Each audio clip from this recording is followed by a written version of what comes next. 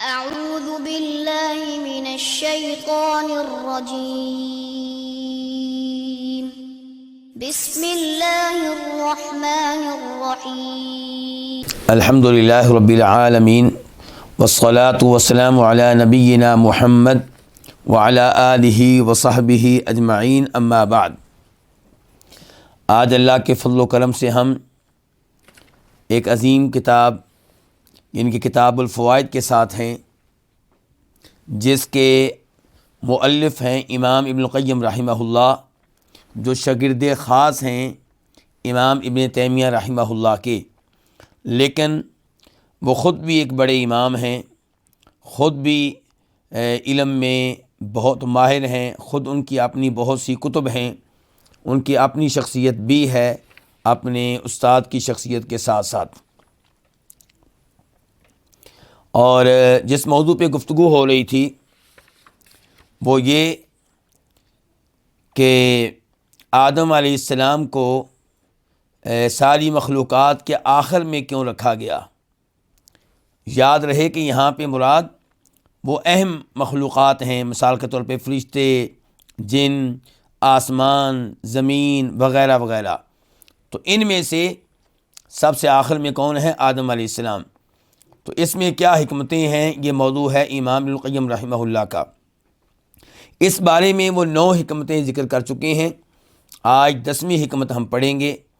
اور کتاب کا وہ ایڈیشن جس کے محقق ہیں شیخ عزیر شمس رحمہ اللہ، اس کے مطابق صفحہ نمبر ہے 90، اور اس کتاب کا جو دوسرا ایڈیشن ہے اس کے لحاظ سے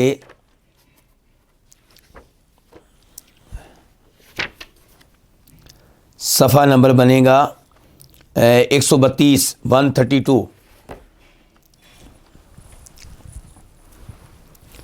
چنانچہ امام صاحب کہتے ہیں العاشرہ، 10ویں حکمت، انہ سبحانہ لما افتتح خلق هذا العالم بالقلم کان من احسن المناسبۃ ان یختمہ بخلق الانسان،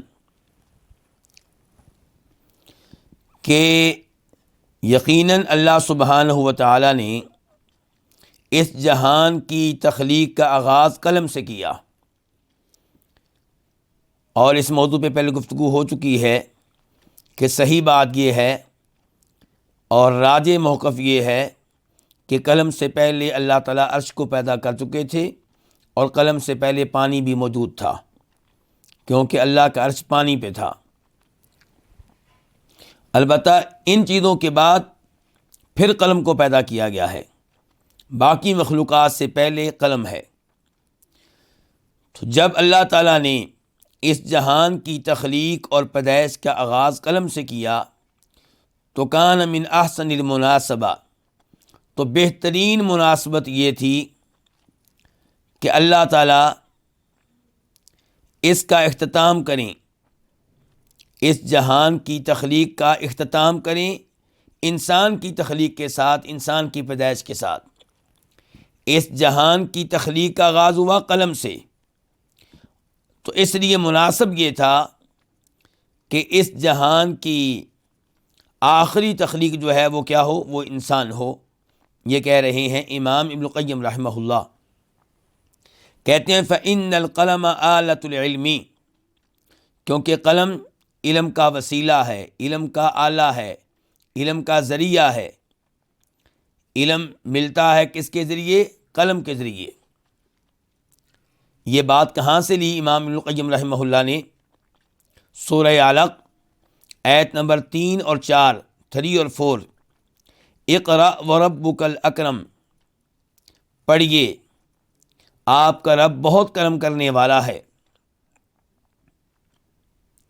آپ کا رب وہ ہے الذی علم بالقلم، جس نے علم دیا، جس نے تعلیم دی، کس کے ذریعے؟ قلم کے ذریعے۔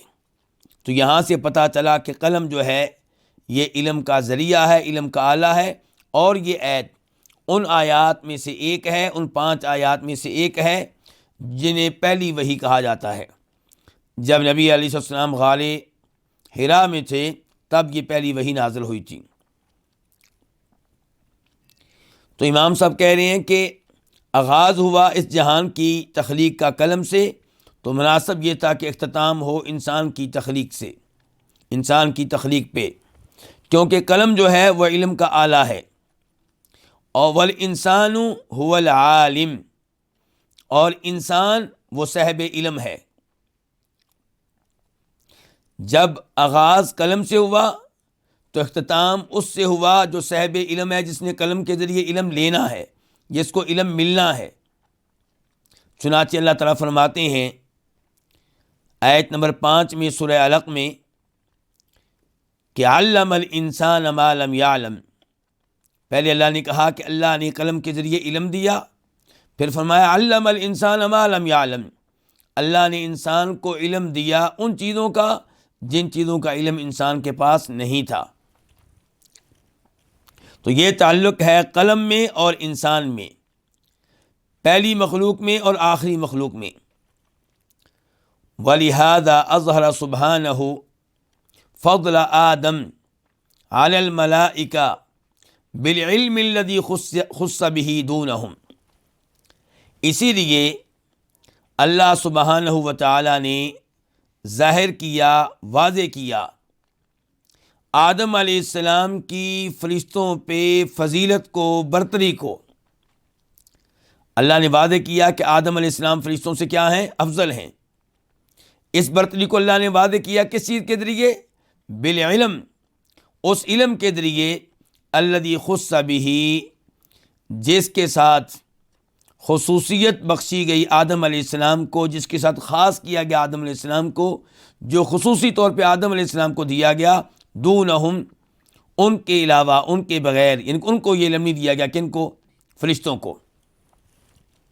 اشارہ کر رہے ہیں یہاں پہ امام ابن القیم رحمہ اللہ سورہ بقرہ کی آیت نمبر 31 سے لے کے 33 کی طرف، 31 سے لے کے 33 تک، کہ جب اللہ نے یہ بتایا تھا کہ میں زمین میں خلیفہ بنانے والا ہوں، تو فرشتوں نے کہا تھا اتجعل فیہا من یفسد فیہا ویسفک الدماء، کہ اے ہمارے رب، کیا آپ اسے پیدا کریں گے جو فساد کرے گا، خون بہائے گا، وَنَحْنُ نُسَبِّحُ بِحَمْدِكَ وَنُقَدِّسُ لَكَ، جب کہ ہم تیری تسبیحات بیان کرتے ہیں، تیری تقدیس بیان کرتے ہیں، تجھے ہر عیب سے پاک قرار دیتے ہیں۔ تو اللہ نے کہا تھا انی اعلم ما لا تعلمون، میں ان چیزوں کا علم رکھتا ہوں جن کا علم تم نہیں رکھتے۔ اس کے بعد اللہ نے کیا کیا؟ وَعَلَّمَ آدَمَ الْأَسْمَاءَ، کیسے ہے؟ كُلَّهَا، کہ اللہ تعالیٰ نے آدم علیہ السلام کو تمام چیزوں کا علم دیا۔ ثُمَّ عَرَضَهُمْ عَلَى الْمَلَائِكَةِ، پھر اللہ نے یہ تمام چیزیں فرشتوں کے سامنے پیش کیں، اور اللہ نے کہا انبئونی باسماء ہؤلاء ان کنتم صادقین، مجھے بتاؤ ان چیزوں کے نام کیا ہیں۔ یہ اللہ سوال کر رہے ہیں کن سے؟ فرشتوں سے۔ فرشتوں نے کیا کہا تھا؟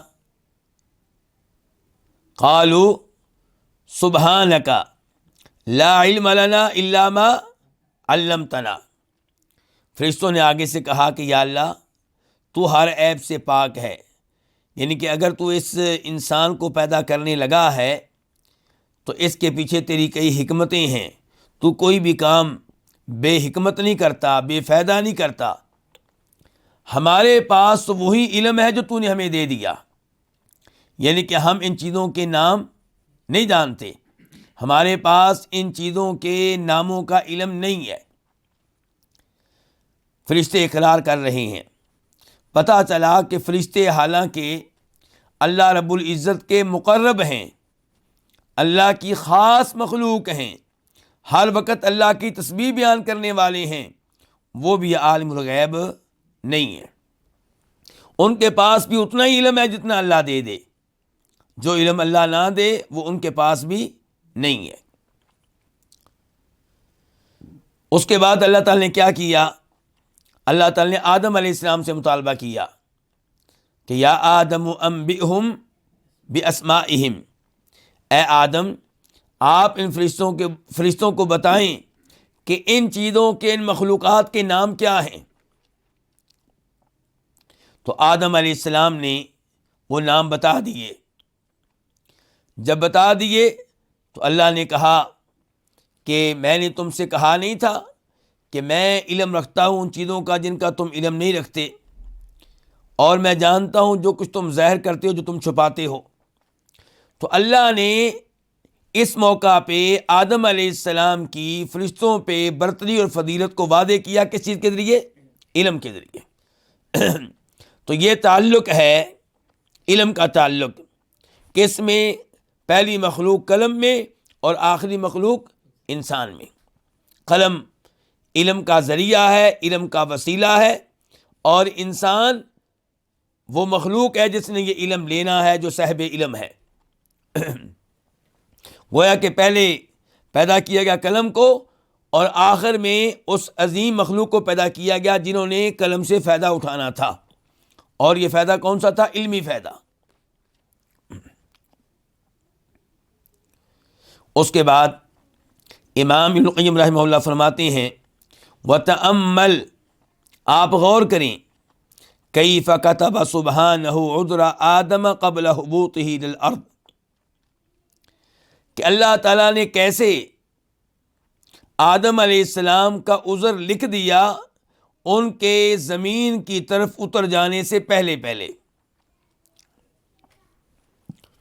یعنی کہ آدم علیہ السلام ابھی جنت میں ہیں، اللہ نے پہلے ہی ان کا عذر لکھ دیا۔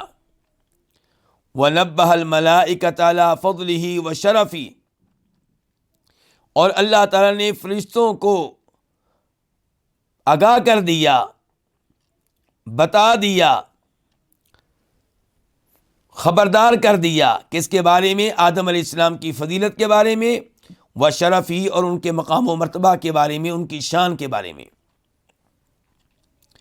وَنَوَّهَ بِاسْمِهِ قَبْلَ ایجادِهِ، اور اللہ رب العزت نے ان کے نام کو بلند کیا قبل ایجادہ، انہیں وجود بخشنے سے پہلے، انہیں پیدا کرنے سے پہلے۔ کن کو پیدا کرنے سے پہلے؟ آدم علیہ السلام کو۔ کیسے اللہ تعالیٰ نے آدم علیہ السلام کے نام کو بلند کیا؟ ان کو وجود بخشنے سے پہلے، ان کو پیدا کرنے سے پہلے اللہ نے یہ کہہ کر کہ بقولہ انی جاعل فی الارض خلیفہ، بے شک میں زمین میں ایک خلیفہ بنانے والا ہوں، جانشین بنانے والا ہوں۔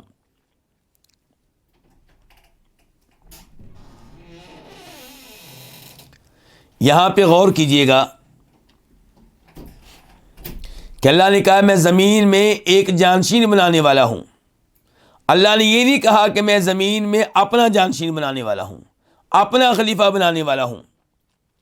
اللہ نے کہا میں زمین میں ایک جانشین بنانے والا ہوں، کس کا؟ یہ نہیں بتایا۔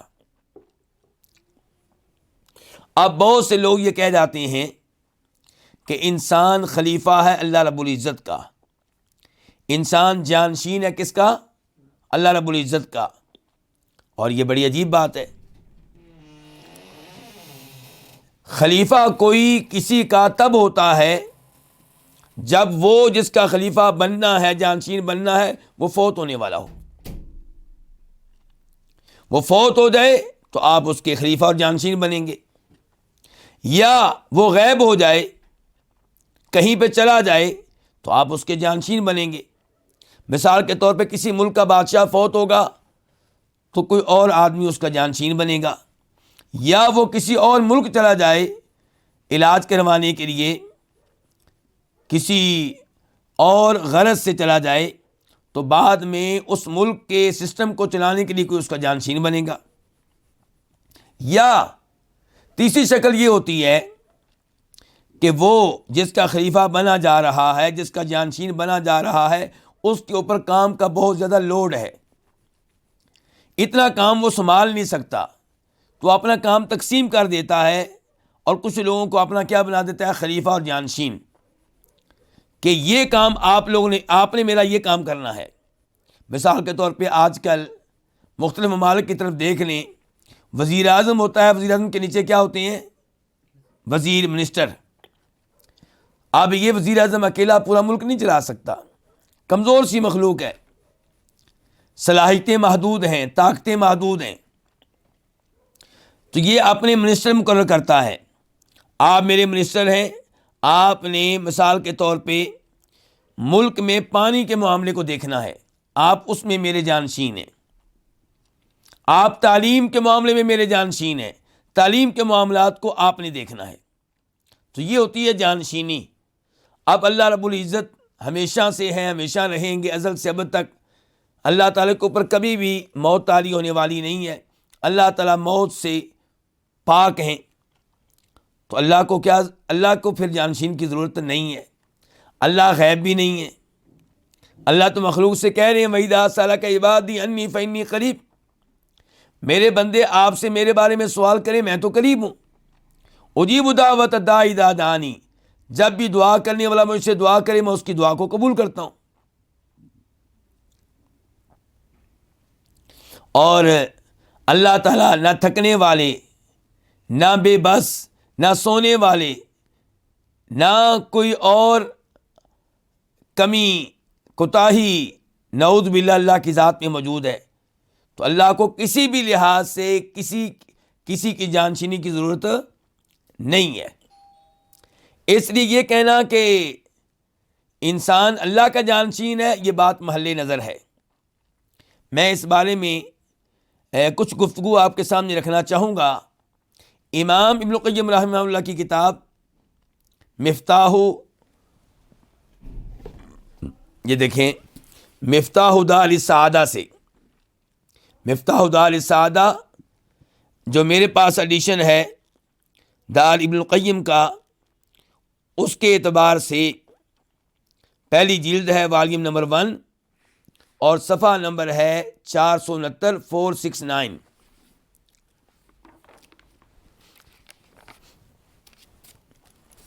یہاں پہ امام القیم رحمہ اللہ کہتے ہیں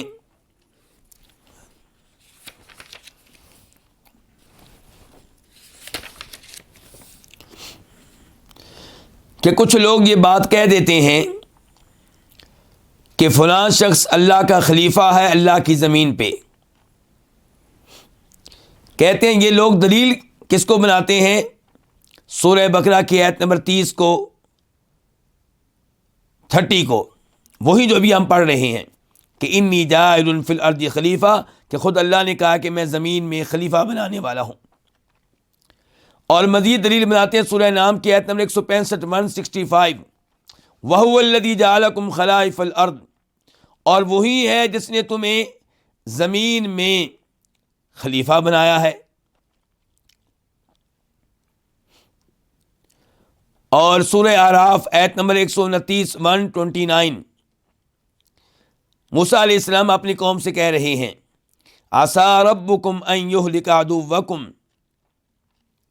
امید ہے, قریب ہے کہ تمہارا رب تمہارے دشمن کو ہلاک کر دے. کس کو؟ فرعون کو اور اس کی قوم کو.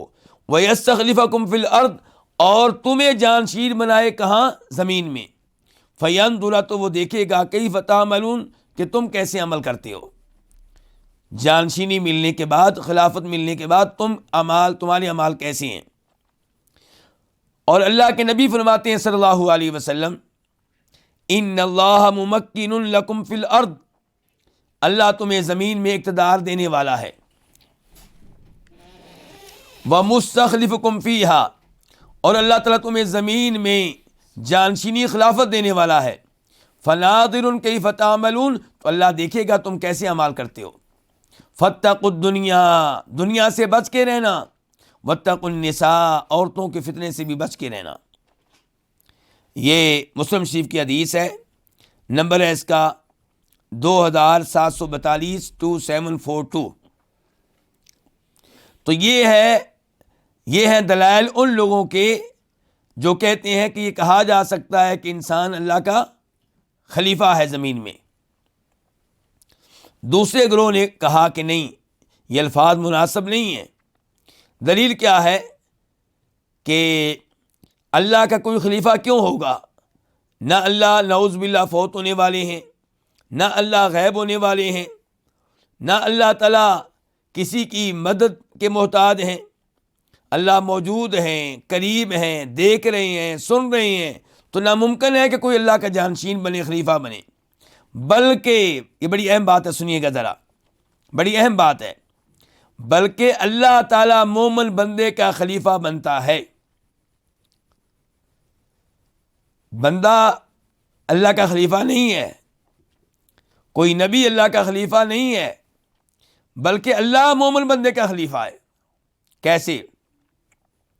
حدیث دجال پہ غور کریں، وہ حدیث جس میں دجال کا تذکرہ کر رہے ہیں نبی علیہ الصلوۃ والسلام، جو مسلم شریف میں ہے، اس کا نمبر ہے 2173 2173۔ آپ فرماتے ہیں ان یخرج، اگر دجال نکلا، وَأَنَا فِيكُمْ، اور میں تم میں موجود ہوا، فَأَنَا حَجِيجُهُ دُونَكُمْ، تو میں تمہاری طرف سے اس کا مقابلہ کروں گا، تمہاری طرف سے اس سے بحث و مباحثہ کروں گا۔ وَإِن يَخْرُجْ وَلَسْتُ فِيكُمْ، اور اگر وہ نکلا، وہ ظاہر ہوا اور میں تم میں موجود نہ ہوا، فَامْرُؤٌ حَجِيجُ نَفْسِهِ، تو ہر آدمی اپنا دفاع خود کرے گا۔ وَاللَّهُ خَلِيفَتِي عَلَى كُلِّ مُؤْمِنٍ، اور اللہ میرا خلیفہ ہوگا، اللہ میرا جانشین ہوگا ہر مومن کے لیے۔ میں ہوا تو خود میں بحث و مباحثہ کروں گا، کس سے؟ دجال سے۔ میں نہ ہوا تو ہر ایک خود اپنا دفاع کرے گا، لیکن میری جانشینی کون کرے گا؟ اللہ تعالیٰ۔ تو اللہ کے نبی کے جانشین بنیں گے، اللہ کے نبی اللہ کے جانشین نہیں ہیں۔ یعنی کہ یہ نہیں کہہ سکتے کہ اللہ کے نبی علیہ السلام زمین پہ اللہ کے خلیفہ ہیں، بلکہ اللہ کے نبی کہہ رہے ہیں کہ میں جب فوت ہو جاؤں گا اور دجال آئے گا تو ہر مومن کے لیے میرا جانشین کون بنے گا؟ اللہ رب العزت۔ اور پھر دوسری حدیث آپ لے لیں صحیح مسلم کی، راوی ہیں عبداللہ بن عمر، کہ نبی علیہ السلام جب سفر کرتے تھے تو آپ کہا کرتے تھے اللہم انت الصاحب فی السفر والخلیفۃ فی الاہل۔ آج یہ دعا آ گئی ہے تو دعا کی مناسبت سے میں یہ گزارش کر دوں کہ اردو بولنے والے میرے بھائی اس دعا کو پڑھنے کے معاملے میں عربوں کے مقابلے میں بہت پیچھے ہیں۔ ہمارے ہاں سواری پہ بیٹھتے ہوئے کیا دعا پڑھی جاتی ہے؟ سبحان الذی سخر لنا ھذا وما كنا له مقرنین وانا الی ربنا لمنقلبون۔ یہ دعا سواری پہ بیٹھنے کی ہے، بالکل صحیح بات ہے۔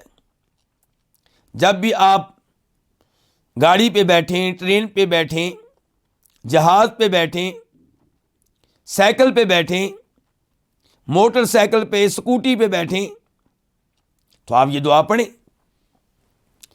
لیکن جب سفر کرنا ہو ایک شہر سے دوسرے شہر تو پھر صرف سبحان الذی والی دعا پڑھ لینا کافی نہیں ہے، وہ تو سواری پہ بیٹھنے کی دعا ہے، سفر کی دعا نہیں ہے۔ سفر کی دعا یہ ہے، اس کو یاد کریں۔ آپ میں سے اکثر بھائیوں کو یاد ہوگی، مجھے پتا ہے، کیونکہ آپ صاحب علم ہیں جو درس میں بیٹھتے ہیں، لیکن جن کو یاد نہیں ہے وہ یاد کریں۔ تھوڑی سی لمبی دعا ہے لیکن بڑی مفید ہے، معنی پڑھیں آپ حیران رہ جائیں گے۔ تو کیا حدیث میں جب اللہ کے رسول سفر کرتے تھے تو کیا کہتے تھے صلی اللہ علیہ وسلم؟ اللہم انت الصاحب فی السفر، یا اللہ اس سفر میں ہمارا ساتھی تو ہے، یعنی کہ ہمیں تیری خاص معیت چاہیے، تیرا خاص ساتھ چاہیے، یعنی کہ تو ہمیں گناہوں سے بچانا، مصیبتوں سے بچانا، یہ مطلب ہے۔ والخلیفۃ فی الاہل، اور یا اللہ گھر والوں میں تو ہمارا خلیفہ ہے، ہم تو گھر والوں کو چھوڑ کے جا رہے ہیں، گھر والے اکیلے ہیں، تو یا اللہ ہمارا خلیفہ ہے ان کے اعتبار سے، ان کے گھر والوں سے جو تعاون ہم کرتے تھے، جو ان کی مدد ہم کرتے تھے، یا اللہ وہ تو ہی سے درخواست کرتے ہیں تو کرنا، ہمارا خلیفہ بن جا ان کے معاملے میں۔ تو کون خلیفہ بن رہا ہے پھر؟ اللہ تعالیٰ۔ کس کے؟ مسافر کے۔ تیسری حدیث، اور دیکھیے امام القیم رحمہ اللہ کا علم، ایسی باتیں عام کتب میں نہیں ملتی. کیا کہہ رہے ہیں؟ تیسری حدیث وہ بھی مسلم شریف کی ہے، نمبر ہے 920 920، کہ نبی صلی اللہ علیہ وسلم نے ارشاد فرمایا اللہم اغفر لی ابی سلمہ، جب ام سلمہ جو بعد میں اللہ کے نبی کی وائف بنی، بیوی بنی، ہماری ماں بنی رضی اللہ تعالی عنہا، ان کے شوہر ابو سلمہ جب فوت ہوئے تو آپ ان کے گھر تشریف لائے، میت پڑی ہوئی تھی، تو آپ نے یہ دعا کی اے اللہ ابو سلمہ کو بخش دے، جب کوئی فوت ہو جائے فوراً اس کے لیے دعائیں شروع کر دیں، کیونکہ اس کی روح جا چکی ہے اللہ کے پاس. رونے پہ اتنا زور نہ دیں جتنا زور دیں دعاؤں پہ.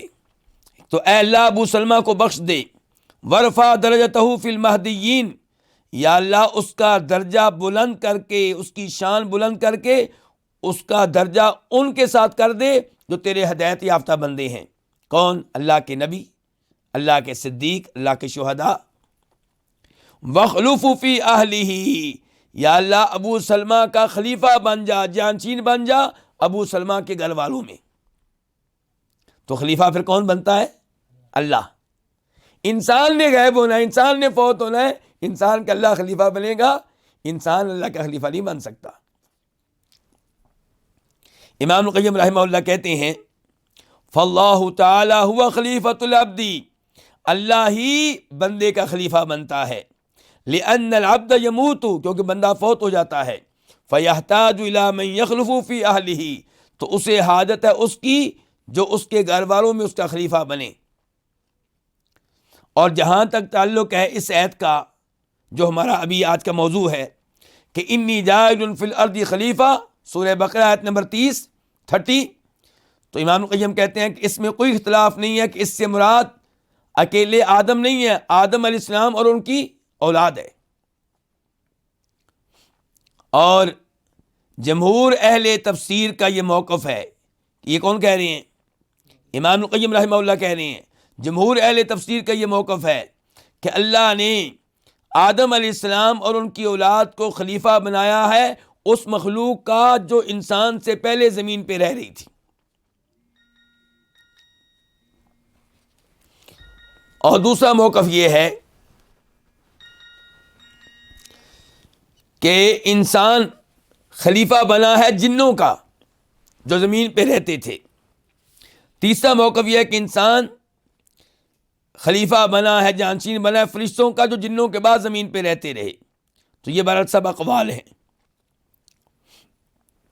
اور جہاں تک تعلق ہے اس آیت کا کہ وَهُوَ الَّذِي جَعَلَكُمْ خَلَائِفَ الْأَرْضِ، سورہ نام آیت نمبر 165 کہ اللہ نے تمہیں زمین کا خلیفہ بنایا، زمین میں خلیفہ بنایا.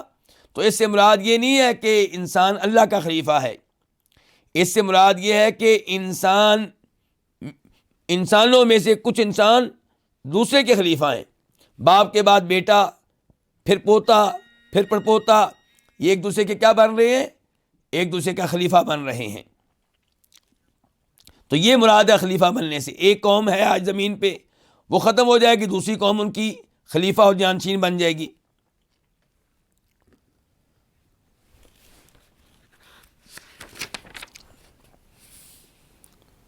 اور جہاں تک تعلق ہے موسیٰ علیہ السلام کے الفاظ کا کہ وَيَسْتَخْلِفَكُمْ فِي الْأَرْضِ، کہ وہ اپنی قوم سے کہہ رہے ہیں کہ اللہ تمہیں زمین میں خلیفہ بنائے گا، تو اس سے مراد یہ نہیں ہے کہ انسان خلیفہ اللہ رب العزت کے بنیں گے، بلکہ اس سے مراد یہ ہے کہ موسیٰ علیہ السلام کی قوم بنی اسرائیل خلیفہ بنے گی، جانشین بنے گی فرعون اور فرعون کی قوم کا، جب اللہ ان کو ہلاک کر دیں گے. اور ایسے ہی نبی علیہ السلام کے الفاظ ان اللہ مستخلفکم فی الارض، اللہ تمہیں زمین میں خلیفہ بنانے والا ہے. تو خلیفہ کن کا بنائے گا؟ پہلی اقوام کا جو ہلاک ہو گئیں. تو آخر میں کہتے ہیں امام القیم رحمہ اللہ پوری گفتگو کرنے کے بعد ان ارید بالاضافۃ الی اللہ انہ خلیفۃ عنہ فالصواب قول الطائفۃ المانعۃ منہا، کہ یہ کہنا کہ خلیفۃ اللہ انسان اللہ کا خلیفہ ہے، اگر اس سے مراد یہ ہے کہ اللہ کا خلیفہ ہونا تو یہ درست بات یہ ہے کہ ایسے الفاظ کہنا غلط ہے، ممنوع ہیں۔ وَإِنْ أُرِيدَ بِالْإِضَافَةِ أَنَّ اللَّهَ اسْتَخْلَفَهُ عَنْ غَيْرِهِ مِمَّنْ كَانَ قَبْلَهُ، اور اگر اس سے مراد یہ ہے کہ اللہ تعالیٰ نے انسان کو خلیفہ بنایا ہے کسی دوسری مخلوق کا جو پہلے یہاں پہ آباد تھی، تو پھر یہ الفاظ کہنا ممنوع نہیں ہے۔ یعنی کہ خلیفۃ اللہ انسان وہ ہے جس کو اللہ نے خلیفہ بنایا ہے، اللہ کا خلیفہ نہیں۔ خلیفۃ اللہ یعنی کہ اس کو اللہ نے خلیفہ بنایا ہے کسی اور مخلوق کا۔ تو مجھے امید ہے کہ یہ مسئلہ اب واضح ہو چکا ہوگا۔ تو یہاں پہ امام القیم رحمہ اللہ کہہ رہے ہیں کہ اللہ تعالیٰ نے کہا انی جاعل فی الارض خلیفہ، کہ میں زمین میں ایک خلیفہ بنانے والا ہوں۔ وتأمل کیف وسمہ بالخلافہ، غور کیجیے اللہ تعالیٰ نے کیسے آدم علیہ السلام کو امتیازی مقام بخشا خلافت کے ذریعے، خلافت دے کر۔ وَتِلْكَ وِلَایَةٌ لَهُ قَبْلَ وُجُودِهِ، اور انسان کو، آدم علیہ السلام کو اللہ نے یہ حکمرانی دے دی آدم علیہ السلام کے پیدا ہونے سے پہلے ہی۔ ابھی آدم علیہ السلام پیدا نہیں ہوئے اور اللہ اعلان کر رہے ہیں کہ میں ایک خلیفہ بنانے والا ہوں۔ اس کا مطلب یہ ہے کہ آدم علیہ السلام کو حکمرانی دینے کا اعلان ہے ان کی پیدائش سے پہلے۔ وَأَقَامَ عُذْرَهُ قَبْلَ الْهُبُوطِ بِقَوْلِهِ فِي الْأَرْضِ، اور اللہ تعالیٰ نے آدم علیہ السلام کا عذر قائم کر دیا ان کے زمین پہ اترنے سے پہلے، یہ کہہ کر کہ فی الارض، یعنی کہ اللہ نے پہلے ہی بتا دیا فرشتوں کو کیا، کہ میں جس کو پیدا کرنے والا ہوں کہاں پہ رہے گا، زمین پہ۔ تو گویا کہ اللہ نے پیغام دے دیا فرشتوں کو، جنوں کو، کہ آدم علیہ السلام کو جنت سے نکال کر جو زمین میں بھیجا گیا یہ تمہارا پہلے کا فیصلہ ہے۔ گویا کہ اللہ نے یہ عذر قائم کر دیا آدم علیہ السلام کی طرف سے، عذر پیش کر دیا کہ آدم علیہ السلام کا کوئی قصور نہیں ہے، ہم نے تو پہلے ہی لکھ دیا تھا کہ ہم نے ان کو زمین پہ بھیجنا ہے۔ مجھے امید ہے کہ نقطہ سمجھ گئے ہوں گے آپ۔ یعنی کہ اللہ تعالیٰ آدم علیہ السلام کو پیدا کرنے سے پہلے کہہ رہے ہیں انی جاعل فی الارض خلیفہ، کہ میں جس کو پیدا کرنے والا ہوں اس کو میں نے زمین پہ بھیجنا ہے۔ تو گویا کہ یہ آدم علیہ السلام کی طرف سے عذر پیش کیا جا رہا ہے اس غلطی کا جو انہوں نے بعد میں کی۔ کیا عذر ہے؟ کہ جی اللہ نے پہلے ہی فیصلہ کر دیا تھا کہ میں نے زمین پہ جانا ہے۔ تو کہتے ہیں امام صاحب والمحب یقیم عذر المحبوب قبل جنایتہ، اور جو سچی محبت کرنے والا ہوتا ہے وہ محبوب کا عذر پیش کر دیتا ہے اس کے جرم کرنے سے پہلے، گناہ کرنے سے پہلے۔ آپ ماؤں کو دیکھیں، ماؤں کو اپنی اولاد سے سچی محبت ہوتی ہے، تو بیٹے نے ابھی جرم کیا بھی نہیں ہوتا لیکن ماں کو پتا ہوتا ہے کہ یہ جرم کر دے گا، یہ جرم کرنے والا ہے، تو وہ اس سے پہلے ہی بیٹے کا عذر پیش کر رہی ہوتی ہے، بیٹے کی صفائیاں دے رہی ہوتی ہے کہ ان کے میرے بیٹے سے اگر یہ غلطی ہو جائے تو اس کا کوئی قصور نہیں ہے، یہ وجہ ہے، یہ سبب ہے۔ تو اللہ رب العزت آدم علیہ السلام سے محبت کرنے والے ہیں، تو اللہ نے ان کا عذر پیش کر دیا ان کے زمین پہ اترنے سے پہلے۔ امام صاحب فرماتے ہیں فلما صورہ القاہ علی باب الجنت 40 سنہ، جب اللہ تعالیٰ نے آدم علیہ السلام کی صورت بنائی، یعنی کہ ان کا کیا بنایا، پتلا، صورت بنائی، یعنی کہ ابھی روح نہیں ہے لیکن مٹی کا جسم بن گیا۔ تو جب اللہ نے ان کی صورت بنائی تو ان کو ڈال دیا جنت کے دروازے پہ، کتنے سال تک کے لیے؟ 40 سال تک کے لیے۔ اچھا جی، یہ بات کہاں سے آئی؟ تو اس بارے میں پہلے تو میں آپ کے سامنے مسلم شریف کی حدیث رکھنا چاہوں گا. نمبر ہے 2611 2611.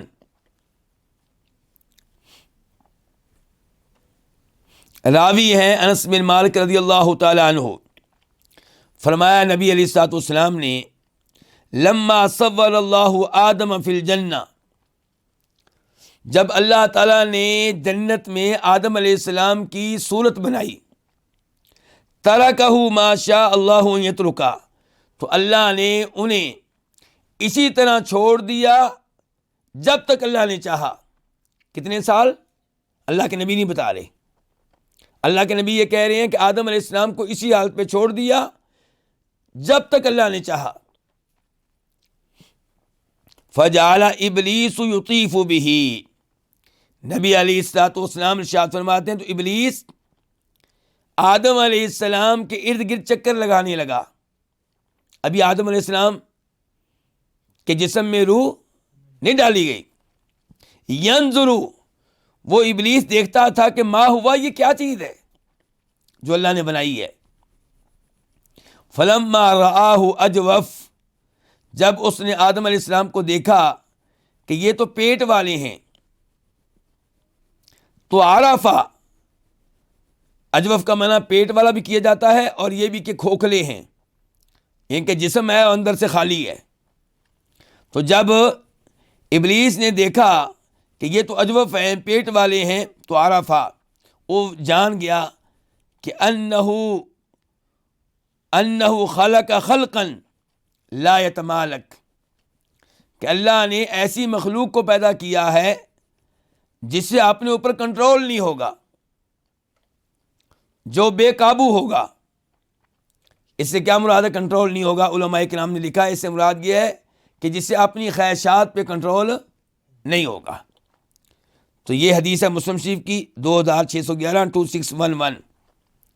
اس کا ہمارے موضوع سے تعلق ہے کہ واقعی اللہ تعالیٰ نے آدم علیہ السلام کی صورت بنائی اور ان کو جنت میں اللہ نے اسی حالت میں رہنے دیا ایک عرصہ. کتنا عرصہ اس حدیث میں مذکور نہیں ہے. اور یہ کہ ابلیس چکر لگاتا رہا، دیکھتا رہا، یہ باتیں صحیح حدیث سے ثابت ہو گئیں. اب چلتے ہیں امام القیم رحمہ اللہ کی طرف. وہ کہتے ہیں جب اللہ نے ان کی صورت بنائی، کن کی؟ آدم علیہ السلام کی، تو ان کو ڈال دیا جنت کے دروازے پہ. کتنے عرصے کے لیے؟ 40 سال کے لیے. اب یہ چیز کہاں سے آئی؟ تفسیر طبری میں ایک روایت موجود ہے. تفسیر طبری میں ایک روایت موجود ہے، لیکن ایسی گفتگو اسرائیلی روایات کا نتیجہ ہوتی ہے عام طور پہ.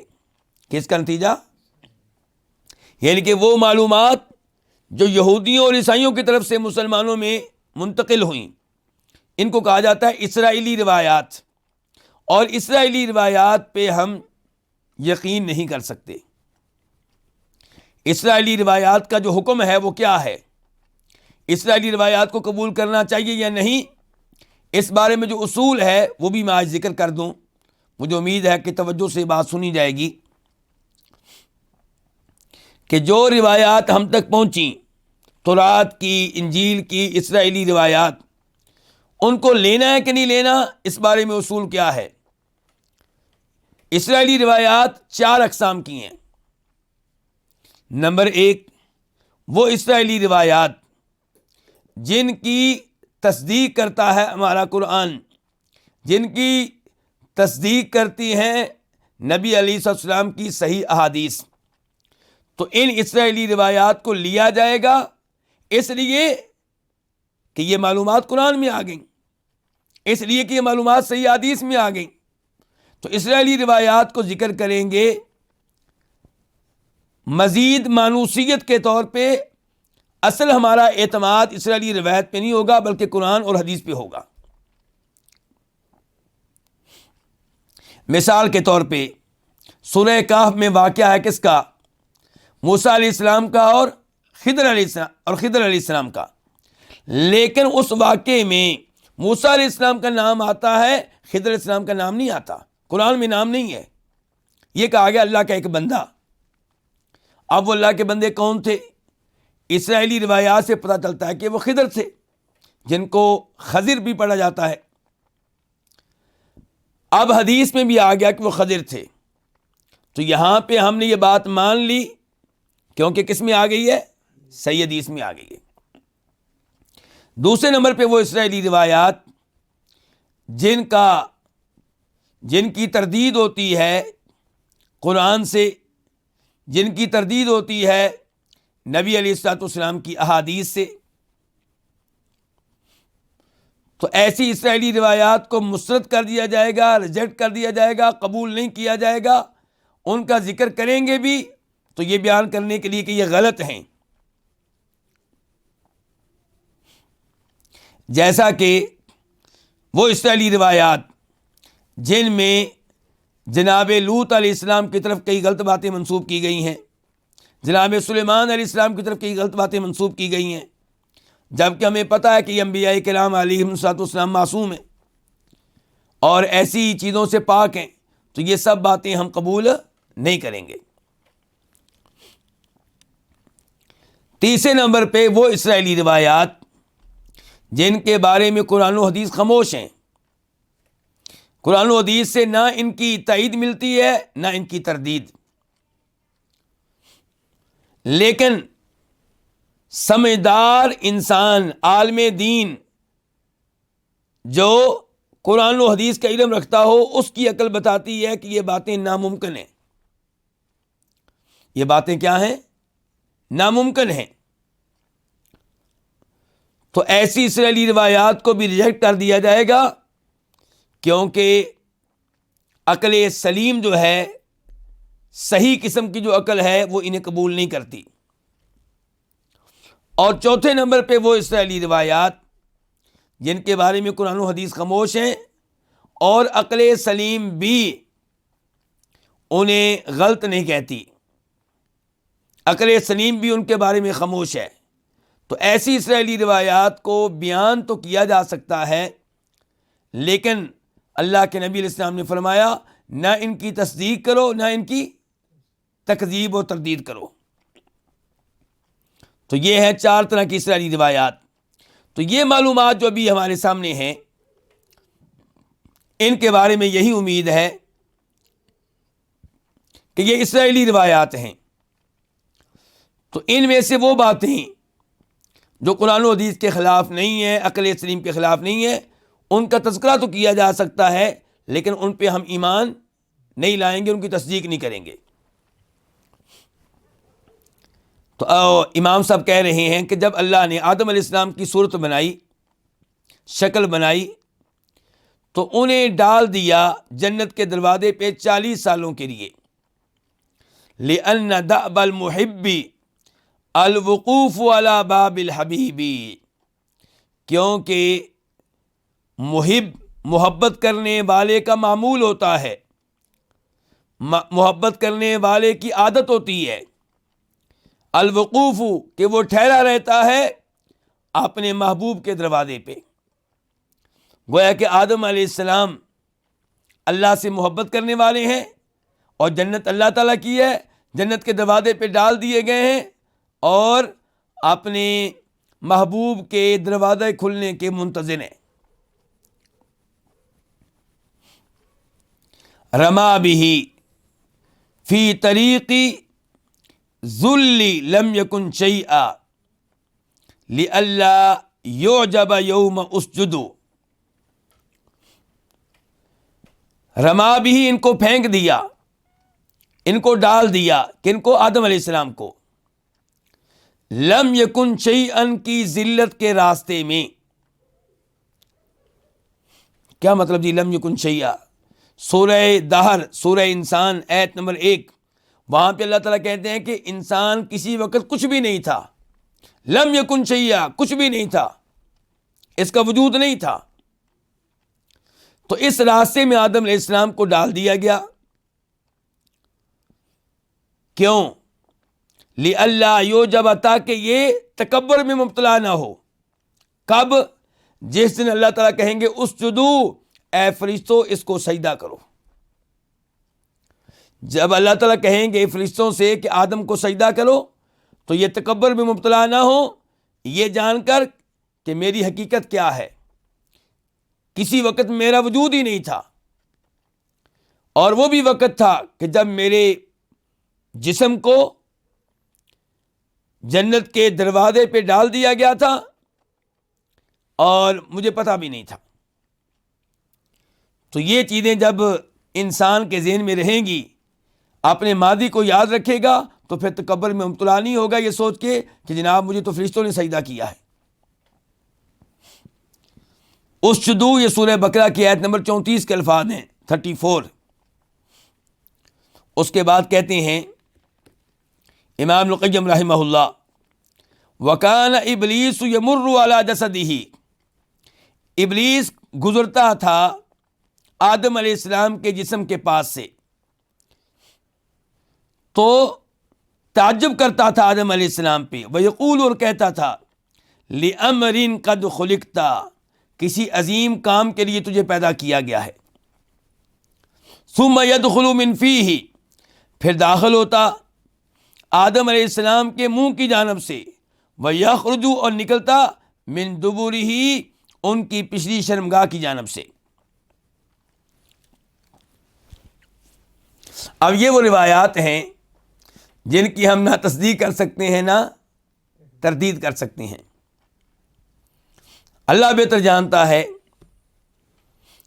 تو بہرحال تفسیر تبری میں روایت تو موجود ہے، یہ ایسا نہیں ہے کہ روایت موجود نہیں ہے، موجود ہے، لیکن امام ابن کثیر رحمہ اللہ نے اشارہ کیا کہ اسرائیلی روایات ہیں۔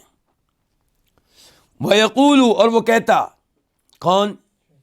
شیطان، ابلیس، لَإِن سُلِطْتُ عَلَيْكَ لَأَهْلِكَنَّكَ، اگر مجھے تمہارے اوپر مسلط کیا گیا، غلبہ دیا گیا، تو میں تمہیں ہلاک کر کے چھوڑوں گا۔ وَلَئِن سُلِطْتَ عَلَيَّ لَآصِيَنَّكَ، اور اگر تمہیں میرے اوپر مسلط کیا گیا، میرے اوپر غلبہ دیا گیا، تو میں تمہاری اطاعت نہیں کروں گا، تمہاری بات نہیں مانوں گا، بلکہ تمہاری نافرمانی کروں گا۔ وَلَمْ يَعْلَمْ، اور اسے یہ نہیں پتا تھا، کس کو؟ ابلیس کو، شیطان کو، کہ ان ہلاکہ علی یدی، کہ اس کی ہلاکت آدم علیہ السلام کے ہاتھوں ہوگی۔ رآ طینا مجموعا فاحتقرہ، اس نے دیکھی مٹی ہے مجموعاً، جمع کی ہوئی، اکٹھی کی ہوئی، تو اس کو حقیر جانا، یعنی کہ آدم علیہ السلام کا جو جسم تھا وہ مٹی کی شکل میں تھا، مٹی سے بنا ہوا تھا، اور طرح طرح کی مٹی سے اس کو بنایا گیا تھا، تو اس نے اس کو حقیر جانا۔ فلما صُوِّرَ الطِّینُ،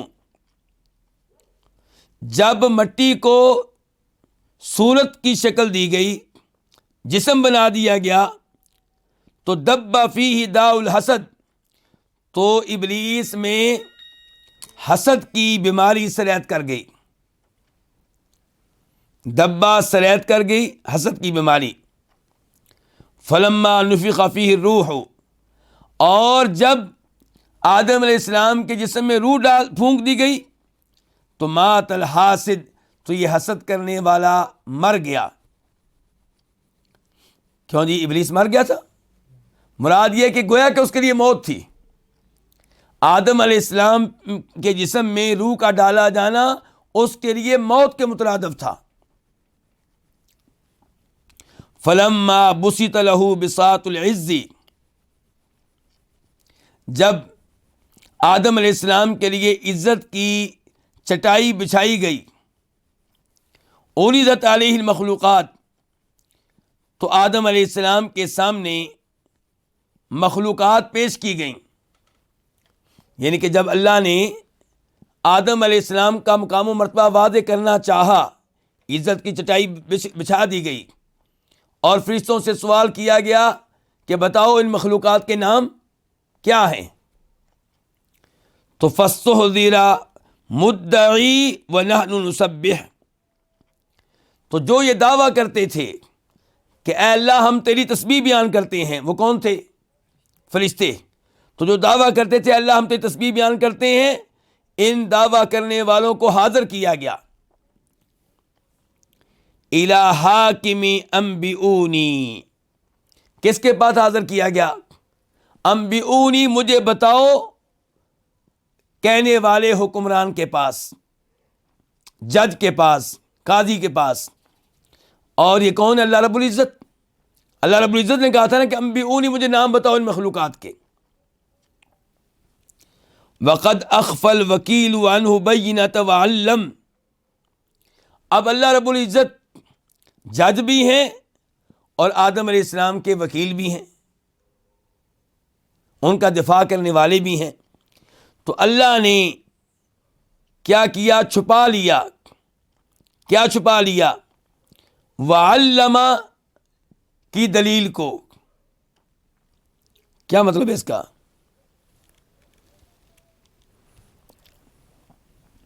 آدم علیہ السلام کی وکالت کرنے والے نے، وقد اخفى الوکیل عنہ، آدم علیہ السلام کی وکالت کرنے والے نے، آدم علیہ السلام کا دفاع کرنے والے نے وعلم کی دلیل کو چھپا لیا. یہ کیا ہے جی؟ یعنی کہ اللہ نے خود ہی پہلے آدم علیہ السلام کو نام سکھا دیے تھے. کن کے؟ مخلوقات کے، چیزوں کے. یہ چیز اللہ نے ظاہر نہیں کی، یہ چیز اللہ نے ظاہر نہیں کی. اس کے بعد کیا ہوا؟ فَنَكَسُوا رُؤُوسَ الدَّعَاوِي عَلَى صُدُورِ الْإِقْرَارِ، انہوں نے الٹ کر دیے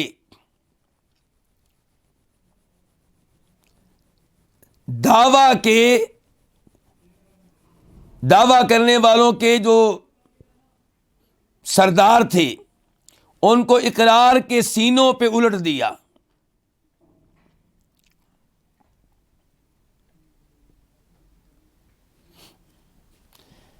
یعنی کہ کیا ہوا؟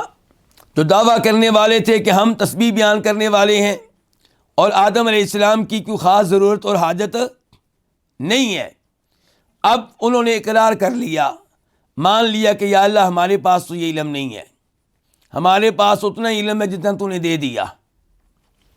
فقام منادی التفضیل فی اندیۃ الملائکۃ ینادی اسجدوا. تو پھر فضیلت کا اعلان کرنے والا کھڑا ہوا. کون کھڑا ہوا؟ فضیلت کا اعلان کرنے والا کھڑا ہوا فرشتوں کی مجالس میں، اور آواز اس نے اعلان کیا کیا؟ اسجدوا، اب تم سجدہ کرو. گویا کہ آدم علیہ السلام اور فرشتوں کے مابین یہ مجلس قائم ہوئی جس میں طے ہونا تھا کہ کون ہے افضل، کون ہے اعلیٰ. تو اللہ تعالی نے کہا فرشتوں سے کہ تم ان چیزوں کے نام بتاؤ، ان مخلوقات کے نام بتاؤ. نہیں بتا سکے. آدم علیہ السلام سے کہا تو انہوں نے بتا دیے.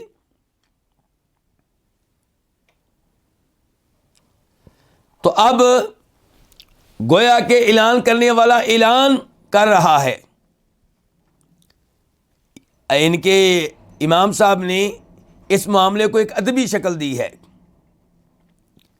ورنہ ایسا نہیں ہے کہ باقاعدہ کہیں پہ آیا ہو کہ پھر ایک آدمی کھڑا ہوا اور اس نے اعلان کیا. ایسا نہیں ہے. لیکن یہ بات حقیقت ہے کہ اللہ نے کہا فرشتوں سے کہ آدم علیہ السلام کو سجدہ کرو. یہ بات تو صحیح ہے. فقام، تو کھڑا ہوا منادی تفضیل، فضیلت دینے کا. کس کو فضیلت دینے کا؟ آدم علیہ السلام کو. کن پہ؟ فرشتوں پہ. فضیلت دینے کا اعلان کرنے والا کھڑا ہوا فرشتوں کی مجلس میں. ینادی، وہ اعلان کر رہا تھا، اسجدوا، سجدہ کرو. کس کو سجدہ کرو؟ آدم علیہ السلام کو. فتطہروا من حدث دعوی ونحن، چنانچہ وہ پاک ہوئے، انہوں نے طہارت حاصل کی. کنہوں نے؟ فرشتوں نے. ونحن کے دعویٰ کی ناپاکی سے. فرشتوں نے کیا کہا تھا کہ ہم تسبیح بیان کرتے ہیں، ہم. تو امام صاحب کہہ رہے ہیں یہ ہم کا دعویٰ جو ہے نا، یہ دعویٰ جو ہے اس سے فرشتوں کو پاک کیا گیا. پاک کیسے کیا گیا؟ ایک تو ان سے یہ منوا کر کہ آدم علیہ السلام علم میں آگے ہیں، اور دوسرے نمبر پہ یہ حکم دے کے کہ ان کو کیا کرو، سجدہ کرو۔ فتطہروا، چنانچہ انہوں نے طہارت حاصل کی، ونحن، اور ہم، کے دعویٰ کی ناپاکی سے۔ حدث کس کو کہتے ہیں؟ وضو ٹوٹ جانا، وضو کا نہ ہونا، طہارت کا ختم ہو جانا۔ اچھا، طہارت کیسے حاصل کی؟ بماء العذری، عذر کے پانی کے ساتھ۔ اچھا، عذر کا پانی جو تھا، عذر پیش کرنا، عذر کا پانی کہاں پہ تھا؟ لا علم لنا کے برتن میں۔ اللہ اکبر، یعنی کہ لا علم لنا، یہ سورہ بقرہ کی آیت نمبر ہے 32-32۔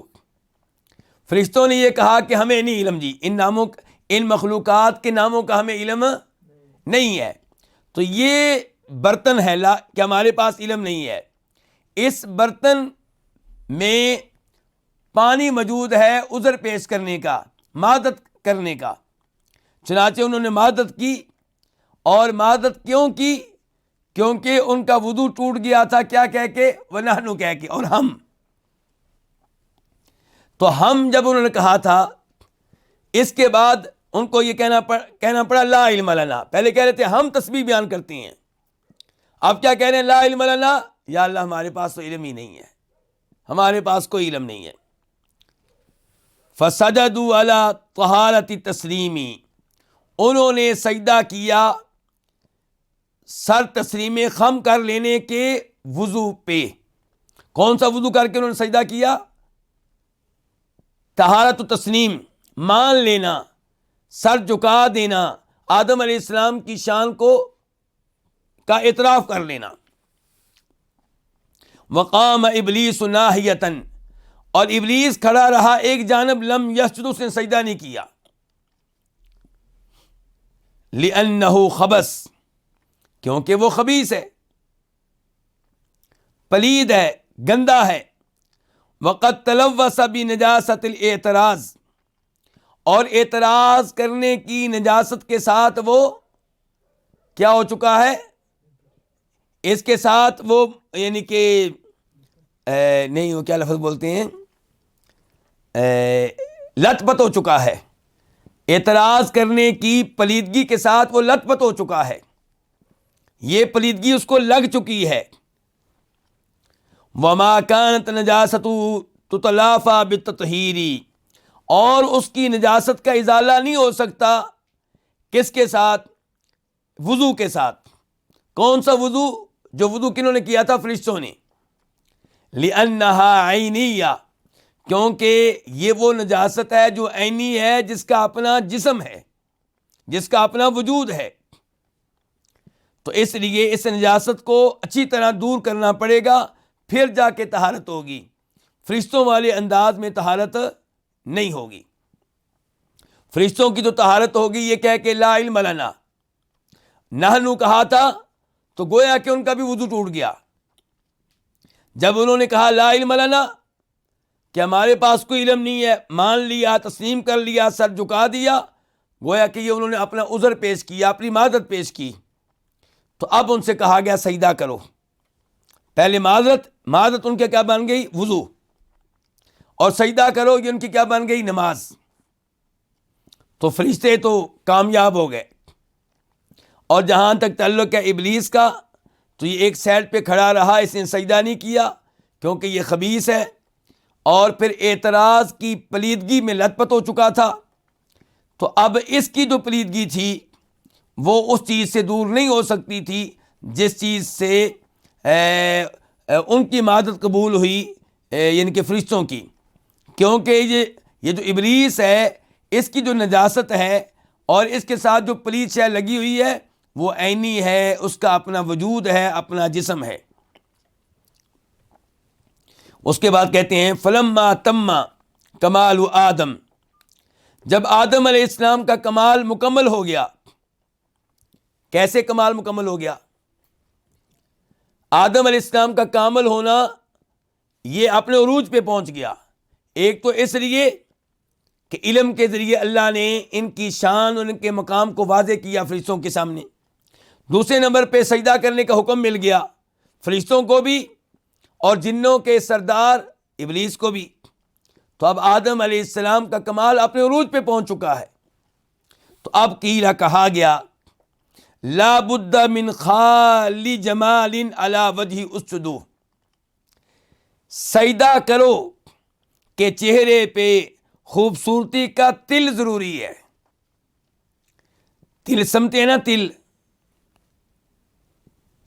یعنی کہ ہمارے جسم پہ خوبصورت جسم ہے کسی کا اور اس کے اوپر چھوٹا سا تل ہوتا ہے کالے رنگ کا، تو اس سے خوبصورتی میں کیا ہو جاتا ہے؟ اضافہ ہو جاتا ہے. تو کہتے ہیں کہ جب آدم علیہ السلام کا کمال اپنے عروج کو پہنچ گیا تو کہا گیا کہ اسجدو، سجدہ کرو کہ چہرے پہ خوبصورتی والا تل ضروری ہے. فجر القدر بالذنب، تو تقدیر پھر گناہ کے ساتھ جاری ہو گئی، ان کے آدم علیہ السلام سے گناہ سرزد ہو گیا. لیتبین، تاکہ واضح ہو جائے، اثر العبودیتی فی الذل، واضح ہو جائے ذلت میں عبودیت کا اثر. یعنی کہ جب آپ سر جھکا دیں، جب آپ توبہ کریں اور توبہ والی عبادت کریں تو اس کا اثر کیا ہوتا ہے، اس کا نتیجہ کیا ہوتا ہے، یہ واضح ہو جائے. چنانچہ آدم علیہ السلام نے پھر توبہ کی، معافیاں مانگی، تو اس کا نتیجہ کیا نکلا؟ ان کی شان بڑھی، ان کا مقام بڑھا، ان کی عزت میں اضافہ ہوا، اس سے ان کی عزت کم نہیں ہوئی. تو یہاں پہ ہم رکتے ہیں، انشاءاللہ باقی درس آئندہ مکمل کریں گے. اللہ رب العزت سے دعا ہے کہ اللہ تعالی ہمیں کتاب و سنت کا صحیح معنوں میں علم لینے کی توفیق بخشے، اور اللہ تعالی ہمیں بھی اپنے گناہوں کی بار بار توبہ کرنے کی توفیق دے، اور اللہ تعالی ہمیں اسی جنت میں واپس لے کر جائے جس سے آدم علیہ السلام کو نکال کے زمین پہ بھیجا گیا تھا. اور اللہ تعالی وہ علم لینے کی بھی توفیق دے جس علم کا تذکرہ آج کے درس کے آغاز میں ہوا ہے. وصلی اللہ تعالی علی نبینا محمد وعلی آلہ وصحبہ اجمعین.